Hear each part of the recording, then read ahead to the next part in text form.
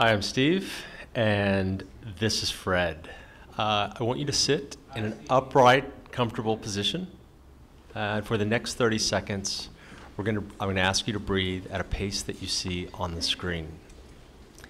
Inhale for 5 seconds. Exhale for 5 seconds. Inhale for 5. Exhale for 5. Inhale for 5. And exhale for 5. So you were just breathing at 6 breaths per minute, 5-second inhalation and a 5-second exhalation. This is a frequency of 0.1 hertz. It turns out that this frequency closely matches many other frequencies in our body. Frequencies, call them cycles, call them oscillations, call them waves. As you sit here, your heart rate and your blood pressure has a natural rise and fall, and it does so in a reciprocal manner. As your heart rate rises, your blood volume increases, your blood pressure rises. But to prevent your blood pressure from rising too much, we have these cool little sensors in our carotid artery and our aortic arch called baroreceptors. These baroreceptors are like little stretch sensors. And so as your blood volume increases, your blood pressure rises, these little stretch sensors send a signal up to the brain to tell the brain, holy shit, we're about to have a heart attack. The brain then sends a signal back down to the heart, tells the heart to slow down. The heart slows down, blood pressure drops, the little stretch sensors retreat, but as they do so, they send another signal up to the brain, tell the brain we're about to have a stroke. The brain then sends another signal down to the heart, and the heart speeds up again. So this is one of many closed feedback loops in the cardiovascular system.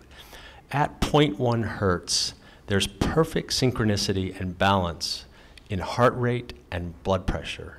And we call this resonance.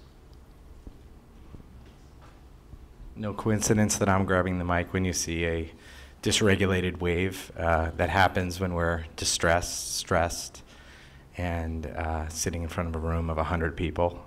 But one thing we can do that's very effective to regulate our cardiovascular system is what you just did. We can breathe at about 0.1 hertz, and what that does is create balance in the autonomic nervous system between the sympathetic and the parasympathetic nervous system. But the real interesting thing is that you can create that balance simply through vibration, where you vibrate at your frequency, through electrical stimulation, through sound, through pressure. And what's interesting is each of us have a unique frequency that's around 0.1 hertz. It's not exactly 0.1 hertz, but for most of it, it's around 0.1 hertz. So what we can do is find out that frequency and then trigger feedback. We can create resonance environments. We can manipulate the light in a room as you wake up.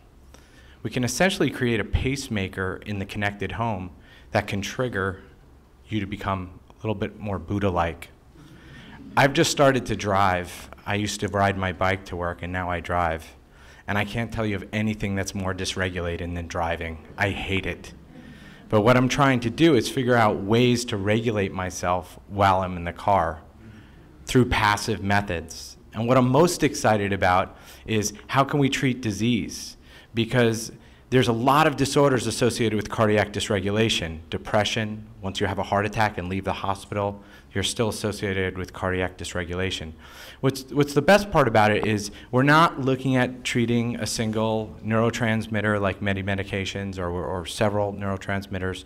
We're looking at how do we treat the whole body? How do we treat the whole system rather than an individual neurotransmitter? So at 0.1 hertz, which is one of many frequencies in the body, there's others, 0.03 hertz, there's different frequencies, they do different things in the body. We can create a culture of health and well-being. And just, this is us, and to leave you with something, a psychophysiologist said to Steve after he looked at his data, you must be an Olympian, and he just looked at me and said, nice to see you. So this is really important to me. Thank you.